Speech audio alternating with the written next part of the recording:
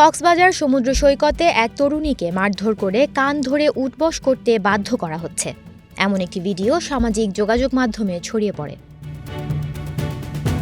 ভিডিওতে দেখা যায় হাতে একটি লাঠি নিয়ে ফারুকুল নামের এক যুবক সমুদ্র সৈকতে হেঁটে যাওয়া এক মেয়েকে থামায় এবং বিভিন্ন প্রশ্ন করে হেনস্থা করার চেষ্টা করে। পরবর্তীতে মেয়েটিকে কানে ধরে উঠবসের কথা বললে সে রাজি না হওয়ায় ওই যুবক লাঠি দিয়ে নারীকে একাধিকবার আঘাত করেন। এ সময় কয়েকজন তরুণও ঘটনাস্থলে ছিল। পরে তাদের তোপের মুখে পড়ে ভুক্তভোগী ওই নারী কানে ধরে উঠবস করে। এই ভিডিও সামাজিক যোগাযোগ মাধ্যমে ছড়িয়ে পড়ার পর শুরু হয়েছে সমালোচনার ঝড়।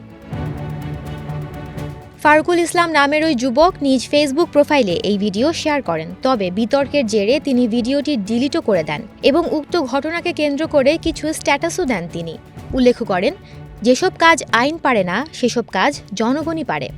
এমনকি তিনি এ কথাও লিখেন, এই কাজের জন্য প্রশাসন তাকে সাহায্য করেছে। ভিডিও নিয়ে বেশ তোলপাড় শুরু হলে অভিযুক্ত ওই ফারুকুল ইসলামকে গোয়েন্দা পুলিশ ডিবি হেফাজতে নিয়েছে।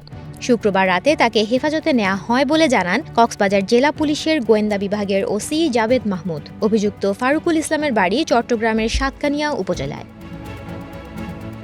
সুমনা মোস্তফা, প্রবাস খবর।